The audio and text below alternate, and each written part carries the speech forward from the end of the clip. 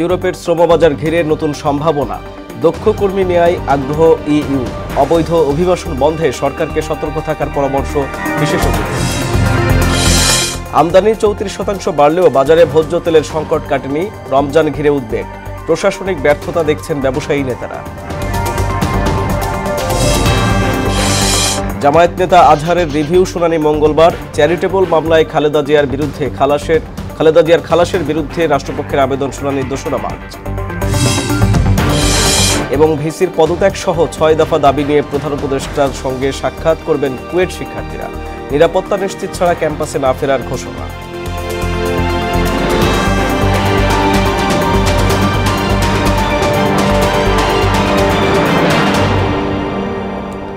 আসসালামু আলাইকুম, সবাইকে মোহনা সংবাদে স্বাগত। শুনছিলেন শিরোনাম, সঙ্গে আছি আমি আরিফুল ইসলাম। এবার পুরো খবর। ইউরোপীয় ইউনিয়নের আগ্রহের কারণে ইউরোপের শ্রমবাজারে বৈধভাবে শ্রমশক্তি পাঠানোর সম্ভাবনা তৈরি হয়েছে। সরকারকে যে কোনো মূল্যে এ সুযোগ গ্রহণের পরামর্শ দিয়ে বিশেষজ্ঞরা বলছেন, বিদেশে পাড়ি জমানোর প্রতিটা ক্ষেত্রেই সর্বোচ্চ সতর্ক থাকতে হবে, নইলে সর্বস্ব হারানোর পাশাপাশি একমাত্র প্রাণটিও খোয়া যেতে পারে। অবৈধ অভিবাসন, মানব পাচার সহ শ্রম খাতের অনিয়ম দুর্নীতি নিয়ে মাহবুব হাসান রিপনের 5 পর্ব ধারাবাহিক প্রতিবেদনের আজ শেষ কিস্তি। অবৈধভাবে ইউরোপে পাড়ি জমাতে গিয়ে অভিবাসন প্রত্যাশীরা যে তিক্ত ও দুর্বিষহ অভিজ্ঞতা অর্জন করেন, এক কথায় তা ভাষায় উল্লেখ করার মতো নয়। বেশিরভাগ ক্ষেত্রে এ যাত্রা নিজের এবং পরিবারের সদস্যদের জন্য বয়ে আনে চরম দুর্দশা। মরক্কো না নিয়ে স্পেন লিবিয়া ঢুকাই দেয় 4-5 দিন রাখার পর আমাকে বিক্রি করে ফেলে। আমাদের বাড়িতে ভিডিও কল ঠল দিয়া আর কি উলঙ্গ করে আমাদের নির্যাতন করে 4 দিন পর্যন্ত। ওইখানে আমাদের ওরা 25 লাখ টাকা করে দাবি করে। আমাদের পরিবার থেকে আমাদের সাথে কোনো যোগাযোগ করতে দিত না, শুধুই আমাদের মাইরা ভিডিও কল দিত বাড়িতে। তবে ইউরোপের শ্রমবাজারে বৈধ পথে রয়েছে ব্যাপক সম্ভাবনা। সাম্প্রতিক ট্যালেন্ট পার্টনারশিপ প্রোগ্রামের আওতায় দক্ষ শ্রমিক নেওয়ার আগ্রহ প্রকাশ করেছে ইউরোপীয় ইউনিয়ন। ইউরোপের অনেকগুলো কান্ট্রি কিন্তু শ্রমবাজারের যথেষ্ট সুযোগ তৈরি হয়েছে। সেই দেশগুলোর সাথে আলোচনা করে কনসুলেট সেকশন যদি করা যায় বা এমবেসি করা যায়, অথবা তাদের অ্যাটলিস্ট প্রাথমিকভাবে যদি বিএফএস এর মাধ্যমেও যদি আমরা কর্মীদের ভিসাগুলো লাগাইতে পারি, ইন্ডিয়াতে না গিয়ে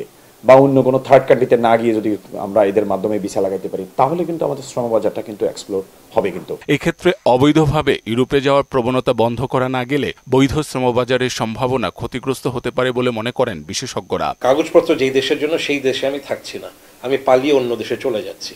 এইটা গ্রামে এলাকা থেকেই মানুষকে বুঝিয়ে দেওয়া হয় যে তুমি যেভাবে প্রবেশ করো তারপরে তুমি তোমার মতো গেইন দিও। এইটা কিন্তু আস্তে আস্তে আমাদের শ্রমবাজারের সম্ভাবনা থাকছে ইউরোপে, সেটার আরো ক্ষতি হচ্ছে। এদিকে গেল 20 জানুয়ারি মার্কিন প্রেসিডেন্ট ডোনাল্ড ট্রাম্প ক্ষমতা গ্রহণের পর নির্বিচারে অবৈধ অভিবাসীদের গ্রেপ্তার চলছে। বিশেষজ্ঞরা বলছেন, ট্রাম্পের অভিবাসন নীতির নেতিবাচক প্রভাব পড়বে গোটা ইউরোপে, এর আঁচ লাগবে বাংলাদেশের শ্রম খাতেও। ইউরোপের বিভিন্ন দেশে এই প্রক্রিয়াটা কিন্তু আস্তে আস্তে আরো কঠিন হচ্ছে এবং হবে, এবং সেখানে অবশ্যই ট্রাম্পের নীতিরও একটা প্রভাব পড়বে।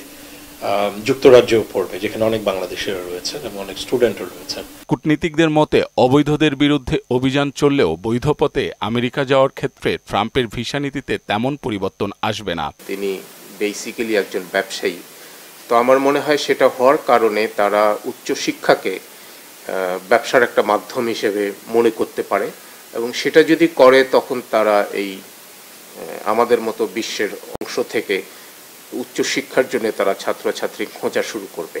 তবে বিষয়টি যেহেতু অর্থনৈতিক এবং ভবিষ্যৎ স্বপ্নের, তাই বৈধ বা অবৈধ যেভাবেই হোক না কেন বিদেশে পাড়ি জমানোর প্রতিটা ক্ষেত্রে সবাইকে সতর্ক থাকার পরামর্শ দিয়েছেন বিশেষজ্ঞরা। সরকার এবং দূতাবাস উভয়কেই অবশ্যই সতর্ক হতে হবে, সচেতন হতে হবে। মাহবুব হাসান রিপন, মোহনা সংবাদ, ঢাকা। তেলের আমদানি 34% বাড়ার পরও বাজারে সংকট কাটেনি। এমনকি 10 দিন আগে বাণিজ্য উপদেষ্টা সরবরাহ স্বাভাবিক করার আশ্বাস দিলেও বাজার চিত্র একেবারেই ভিন্ন। তেলের জন্য ক্রেতাদের ঘুরতে হচ্ছে এক দোকান থেকে অন্য দোকানে, ফলে রমজানে তেলের প্রাপ্যতা নিয়ে উদ্বেগ বাড়ছে। এই পরিস্থিতির জন্য প্রশাসনিক ব্যর্থতাকে দুষছেন ব্যবসায়ী নেতারা। আর সংকট সমাধানে মাঠ পর্যায়ে বাস্তবসম্মত তদারকি চাইলেন খুচরা বিক্রেতারা। বাজার ঘুরে আরও জানাচ্ছেন উষা ফেরদৌস। তেল একটা সমস্যা বিরাজ করছে। আমি আশা করি 7 থেকে 10 দিনের মধ্যে তেলের বাজার স্থিতিশীল থেকে নিম্নমুখী হয়ে যাবে। 7 থেকে 10 দিনের মধ্যে ভোজ্য তেলের বাজার স্থিতিশীল করার আশ্বাস দিয়েছিলেন বাণিজ্য উপদেষ্টা। সেই সময় পার হয়ে গেছে, কিন্তু বাজারে ভোজ্য তেলের প্রাপ্যতা চিত্র আগের মতোই। সয়াবিন তেল আগের মতো এখন সেরকম পাওয়া যায় না। আগে যেরকম অ্যাভেলেবেল পাওয়া যেত, এখন তো মনে করেন হাফ লিটার তেলই পাওয়া যায় না। হাফ কেজি তেলের বোতল কোনো দোকানেই পাওয়া যায় না। এই যে আমরা কয়েকটা দোকান ঘুরে এই দোকানটাই পাওয়া যায়। 5 লিটার তেলের বোতল নিলে ডাল নিতে হবে, সরিষার তেল নিতে হবে, না হলে 10 কেজি তেল নিতে হবে। সরকারি সংস্থা টিসিবির তথ্য অনুসারে গত 1 মাসে খুচরা পর্যায়ে খোলা সয়াবিনের দাম লিটারে 20 টাকা বেড়েছে, আর সপ্তাহ ব্যবধানে বেড়েছে 5 টাকা। এতে করে 1 লিটার খোলা সয়াবিন তেল বিক্রি হচ্ছে 195 থেকে 200 টাকায়, অথচ বাজারে বোতলজাত সয়াবিনের লিটার 175 টাকা।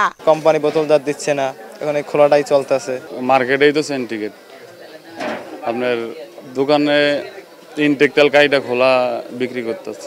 বাংলাদেশ ব্যাংকের প্রতিবেদন অনুযায়ী গত অক্টোবর থেকে জানুয়ারি পর্যন্ত সময়ে আগের বছরের তুলনায় সয়াবিন তেলের আমদানি 34% বেড়ে 5,98,252 মেট্রিক টনে দাঁড়িয়েছে, কিন্তু তার কোনো ইতিবাচক প্রভাব নেই বাজারে। কাস্টমারের চাহিদা অনুযায়ী দিতে পারতেছে না, আমাদের চাহিদা অনুযায়ী কোম্পানি দিতে পারছে না। মুখ দিয়ে বলাটা অনেক সহজ যে বাজার স্বাভাবিক হয়ে যাবে। বাজার স্বাভাবিক হওয়ার জন্য যেটা করতে হবে এটা সরাসরি কোম্পানিকে যাই দেব। ব্যবসায়ী নেতারা বলেন, বাজার ব্যবস্থাপনায় গলত চিহ্নিত, এক্ষেত্রে প্রশাসন থেকেই কঠোর ব্যবস্থা নিতে হবে।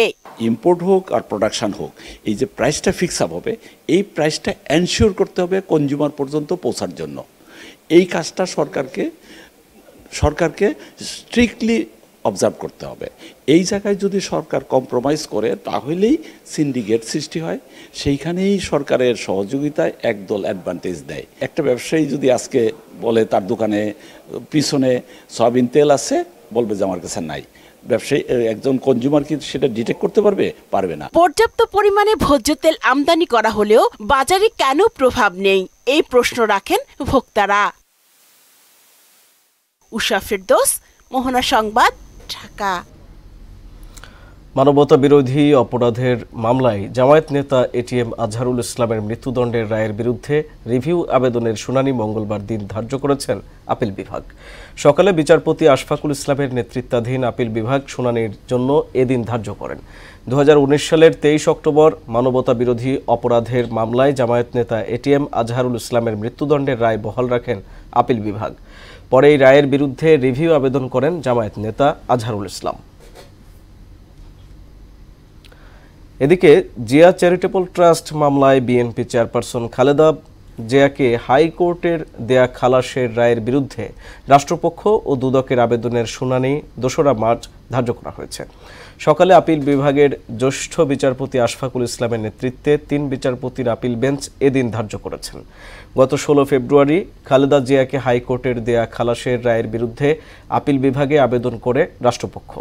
রায়ে খালেদা জিয়া ছাড়াও হারিস চৌধুরীর তৎকালীন একান্ত সচিব জিয়াউল ইসলাম ও সাবেক মেয়র সাদেক হোসেন খোকার একান্ত সচিব মনিরুল ইসলাম খানও এ মামলায় খালাস পান।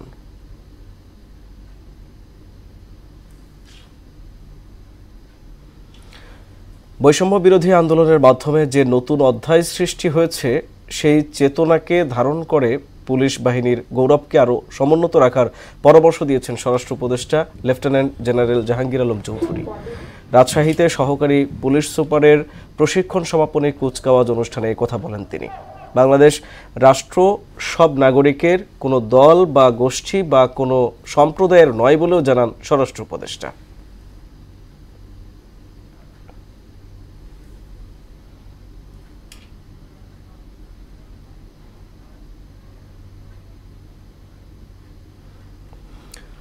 উপাচার্য, উপ উপাচার্যের পদত্যাগ এবং নতুন নিয়োগ সহ 6 দফা দাবি নিয়ে প্রধান উপদেষ্টার সঙ্গে সাক্ষাৎ করতে ঢাকার উদ্দেশ্যে রওনা হয়েছেন খুলনা প্রকৌশল ও প্রযুক্তি বিশ্ববিদ্যালয় কুয়েটের 80 জন শিক্ষার্থী।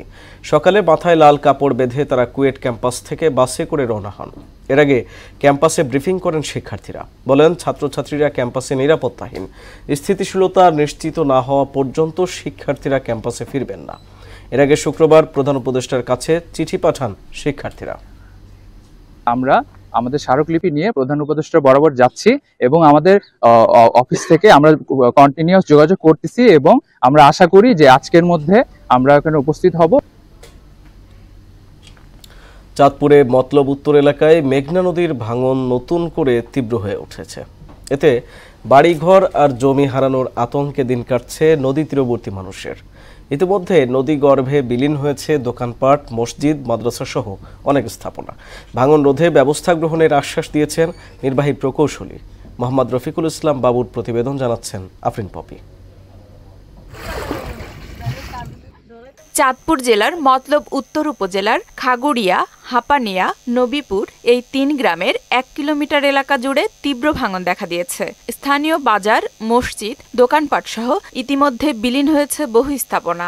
সেই সাথে ভাঙন আতঙ্কে বসতবাড়ি হারানোর ভয়ে আছে নদী তীরের অন্তত 10,000 মানুষ।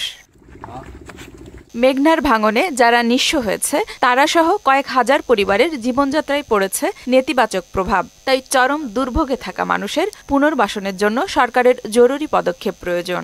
জমিন জামা, মাদ্রাসা, বাড়ি ঘর সবকিছু ভাঙ্গা নিতে গেছে। সরকারের কাছে দাবি চাইতেছি যেমন আমাকে বলকটা ফালাইয়া একটু বাইন্দা দেয়। পানি উন্নয়ন বোর্ড এটার ব্যবস্থা না নিলে আমরা হয়তো এই 10-15 দিনের ভিতরে আরো ভাঙনে আমাদের এই গ্রাম ছেড়ে চলে যেতে হবে। সম্প্রতি কয়েকদিনের ভাঙনে তলিয়ে গেছে 700 থেকে 800 মিটার এলাকা। নতুন করে আরো 2 কিলোমিটার এলাকা রয়েছে ভাঙনের ঝুঁকিতে। তীব্র ভাঙনের ঝুঁকিতে থাকায় বসতবাড়ি রক্ষায় দ্রুত ব্যবস্থা নেওয়ার দাবি এলাকাবাসীর। বাংলা আর এক সপ্তাহের ভিতরে আমাদের বাড়িগুলো সব ছাইরা জানতে চাইবো। নবীপুর গ্রাম হয়তো বিলীন হয়ে যাইতে পারে, এমনকি বেরিবাদও আঘাত আনার সম্ভাবনা আছে। যে মানে অলরেডি আমাদের কয়েক বিঘা জমি চলে গেছে, দোকানপাট, তারপর হচ্ছে মসজিদ, মাদ্রাসা অনেক কিছুই নদীতে চলে গেছে। ভাঙন রোধে সব ধরনের ব্যবস্থা গ্রহণের কথা জানান এই প্রকৌশলী। ভাঙন কবলিত স্থান অলরেডি সাইট ভিজিট করেছি। সাইট ভিজিট করার পর আমরা ঊর্ধ্বতন কর্তৃপক্ষকে এটা অবহিত করেছি এবং তাদের পরামর্শ মতো পরবর্তী কার্যক্রম আমরা গ্রহণ করব। চলমান ভাঙন রোধে স্থায়ী বাঁধ নির্মাণে দ্রুত পদক্ষেপ গ্রহণের দাবি নদী তীরের বাসিন্দাদের। আফরিন পপি, মোহনা সংবাদ। 5 দফা দাবিতে রাজশাহী মেডিকেল কলেজ হাসপাতালে চলছে কমপ্লিট শাটডাউন। ইতিমধ্যে মেডিকেল কলেজের সব ক্লাস, পরীক্ষা সহ একাডেমিক কার্যক্রম বর্জনের ঘোষণা দিয়েছেন শিক্ষার্থীরা। 90তম বারের মতো হাইকোর্ট রায় পেছানোর মাধ্যমে স্বাস্থ্য খাতকে নাট্যমঞ্চের রঙ্গশালায় পরিণত করা হয়েছে এমন মন্তব্য করে এর প্রতিবাদে আন্দোলন কর্মসূচি চালিয়ে যাওয়ার ঘোষণা দিয়েছেন শিক্ষার্থীরা। নাটোরের গুরুদাসপুর পৌর এলাকায় ডাম্পিং স্টেশন না থাকায় বর্জ্যের স্তূপে ভরাট হচ্ছে শহরের পাশ দিয়ে বয়ে যাওয়া নন্দকুজা নদী। চলছে দখল বাণিজ্য। এদিকে ফরিদপুরের ধুলদি এলাকায় পিকিং পাওয়ার প্লান্ট থেকে নির্গত বর্জ্যে দূষিত হচ্ছে আশপাশের পরিবেশ। পরিবেশ অধিদপ্তর নোটিশ দিলেও আমলে নিচ্ছে না কর্তৃপক্ষ। প্রতিনিধিদের তথ্যে আরও জানাচ্ছেন তাহসিন তারিন। নাটোরের প্রথম শ্রেণীর পৌরসভা গুরুদাসপুর দিয়ে প্রবাহমান নদী নন্দকুজা। নদীকে ঘিরে উপজেলায় গড়ে উঠেছিল বাণিজ্য নগরী, কিন্তু পৌরসভার ডাম্পিং স্টেশন না থাকায় বর্জ্য ফেলা হচ্ছে নদীর পাড়ে। এছাড়া প্রভাবশালীদের দখল, শৌচাগার, মাছের আড়ত নির্মাণে নদীটি এখন বিলীন হওয়ার দ্বারপ্রান্তে। বর্জ্যের পচা দুর্গন্ধে নদীর পাড়ে আসতে পারে না স্থানীয়রা। তাই অবিলম্বে নদী খনন ও ময়লা অপসারণে কার্যকর পদক্ষেপ চান সুশীল সমাজসহ সবাই। পৌরসভার আবর্জনা এনে নদীতে ফেলার কারণে নদীর আশেপাশে অত্যন্ত দুর্গন্ধ এবং ভরাট হয়ে যাচ্ছে। এই নন্দকুজা নদী আমাদের রক্ষা করার দায়িত্ব সবার। যে নদীর উপকারিতা আমরা আপামর জনসাধারণ ভোগ করছি এবং করেছিলাম, এবং প্রশাসনের একান্ত পদক্ষেপ গ্রহণ করা উচিত। এই অবস্থায় প্রশাসনের পদক্ষেপ চান নদী বাঁচাও আন্দোলন কমিটির সভাপতি। আবর্জনা ফেলার একটা মহা উৎসব চলছে এই নদীতে। আমি সকলের, প্রশাসন সহ এই অত্র পৌরসভার যে নাগরিক যারা রয়েছেন তাদেরকেও আশা করব আপনারা নিজ নিজ দায়িত্ব থেকে এই নদীকে বাঁচাতে এগিয়ে আসুন। ডাম্পিং স্টেশন নির্মাণে জায়গা নির্ধারণ করে ঊর্ধ্বতন কর্মকর্তার নিকট প্রস্তাবনা পাঠানো হয়েছে বললেন পৌর প্রশাসক। ইতিমধ্যে ডাম্পিং স্টেশনের জন্য একটা জায়গার প্রস্তাব গিয়েছে, সেটা ঊর্ধ্বতন কর্তৃপক্ষের কাছে পাঠানো হয়েছে, যাচাই বাছাইয়ের পর্যায়ে রয়েছে। এদিকে ফরিদপুরের দুলদি এলাকায় প্রায় 14 একর জায়গায় গড়ে তোলা হয় 50 মেগাওয়াট ক্ষমতা সম্পন্ন পাওয়ার পিকিং প্লান্ট। এখান থেকে নির্গত বর্জ্যে হুমকিতে আশপাশের পরিবেশ, নষ্ট হচ্ছে পুকুর ও খালের পানি। বিষয়টি নিয়ে অভিযোগ আছে ওই প্রতিষ্ঠানের নির্বাহী প্রকৌশলীর বিরুদ্ধে। আমাদের দাবি বন্ধ করলে বেশি ভালো হয়। ধোয়া হইতেছে, ধোয়ায় আমার এলাকার লোকজন অনেক অসুস্থ হয়ে গেছে। এত দুর্গন্ধ, মানে আমাদের বাসায় যত পোলাপান টোলাপ আছে এই গন্ধে এরা বমি করে। এরকম সমস্যাটা আমাকে দূর হয়ে যায়, তার জন্য কি ব্যবস্থা আছে এটা যদি সরকারি ভাবে করে তাহলে আমরা খুশি। একাধিকবার চিঠি দিলেও আমলে নিচ্ছে না মালিক পক্ষ। সংশ্লিষ্ট যারা এই কাজে জড়িত তাদের সবার সাথে কথা বলে আমি এই বিষয়টা সমাধান করার চেষ্টা করব, যাতে পরিবেশ বিপর্যয় না হয়। প্রয়োজনীয় ব্যবস্থার মাধ্যমে জনদুর্ভোগ লাঘব হবে এমন প্রত্যাশা সবার। তাহসিন তারিন, মোহনা সংবাদ। আন্তর্জাতিক প্রসঙ্গ। ইসরায়েলের 6 জিম্মিকে হামাস শনিবার মুক্তি দিলেও ফিলিস্তিনি কারাবন্দীদের মুক্তি দেয়নি নেতানিয়াহু সরকার। ইসরায়েলের অভিযোগ, হামাস জিম্মিদের অসম্মান করছে এবং অপপ্রচারের জন্য ব্যবহার করছে। তাই ইসরায়েল ফিলিস্তিনি বন্দীদের মুক্তির কার্যক্রম স্থগিত রেখেছে। এদিকে হামাস বলছে চলমান যুদ্ধবিরতি চুক্তি বাতিল করার জন্য ইসরায়েল নোংরা খেলা খেলছে। অন্যদিকে ইউক্রেন রাশিয়া যুদ্ধে ইউক্রেনকে দেয়া আর্থিক সহায়তা ফেরত চেয়েছেন ডোনাল্ড ট্রাম্প। বিস্তারিত কাজী শাহরিনের ডেস্ক রিপোর্ট। ইসরায়েলের 6 জিম্মিকে শনিবার মুক্তি দিয়েছে ফিলিস্তিনের স্বাধীনতাকামী সংগঠন হামাস। এর বিনিময়ে ইসরায়েলের কারাগারে থাকা 620 ফিলিস্তিনি বন্দীকে মুক্তি দেওয়ার কথা ছিল। তবে যুদ্ধবিরতি চুক্তির শর্ত লঙ্ঘন করে বন্দী বিনিময় স্থগিত করেছে ইসরায়েল। দেশটির প্রধানমন্ত্রী বেনিয়ামিন নেতানিয়াহু বলেন, সর্বশেষ মুক্তি পাওয়া জিম্মিদের অপমানজনক অনুষ্ঠানের মাধ্যমে ইসরায়েলের হাতে তুলে দেয়া হয়েছে। তাই আপাতত ফিলিস্তিনি বন্দীদের মুক্তি দেয়া হবে না। শনিবার রাতে এক বিবৃতিতে নেতানিয়াহু এ কথা জানান।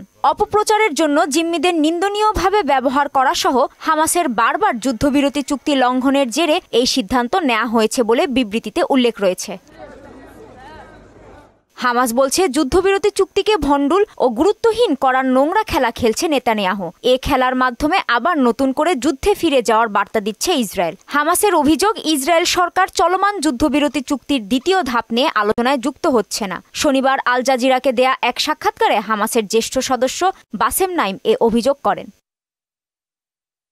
এদিকে গাজার ধ্বংসস্তূপ থেকে আরও 7 জনের লাশ উদ্ধার করা হয়েছে। এতে উপত্যকাটিতে নিহতের সংখ্যা 48,300 ছাড়ালো।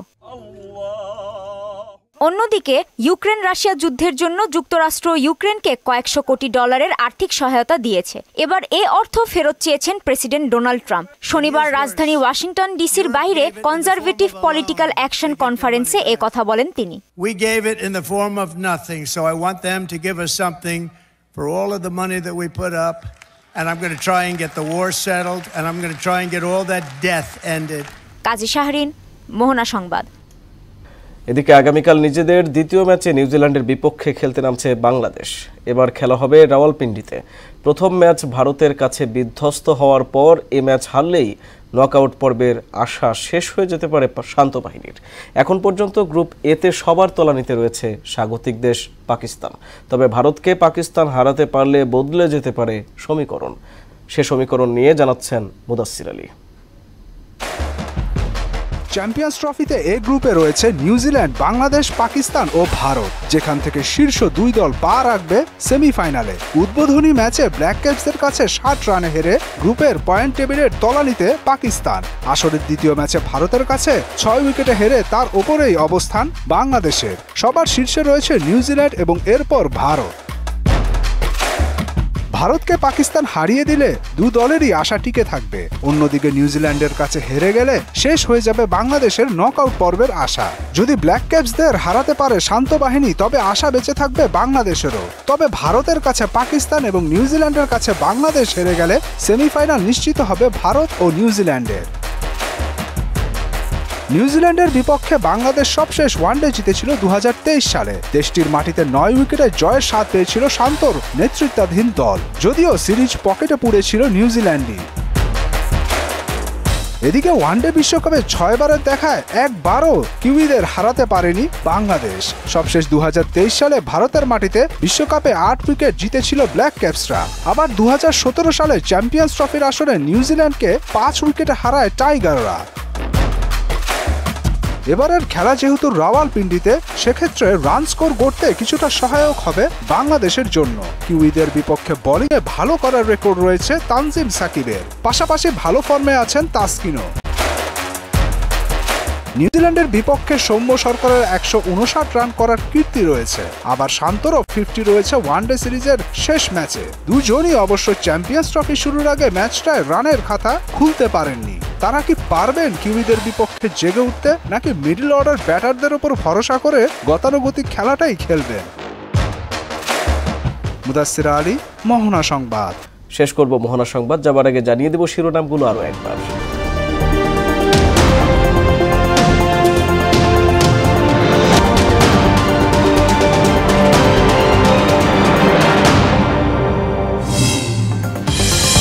ইউরোপের শ্রমবাজার ঘিরে নতুন সম্ভাবনা, দক্ষ কর্মী নেয়ায় আগ্রহ ইইউ, অবৈধ অভিবাসন বন্ধে সরকারকে সতর্ক থাকার পরামর্শ বিশেষজ্ঞদের।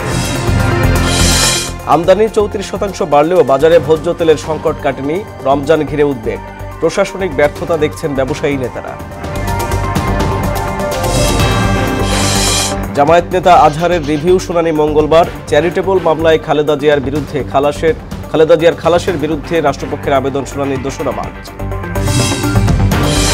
এবং ভিসির পদত্যাগ সহ 6 দফা দাবি নিয়ে প্রধান উপদেষ্টার সঙ্গে সাক্ষাৎ করবেন কুয়েট শিক্ষার্থীরা, নিরাপত্তা নিশ্চিত ছাড়া ক্যাম্পাসে না ফেরার ঘোষণা।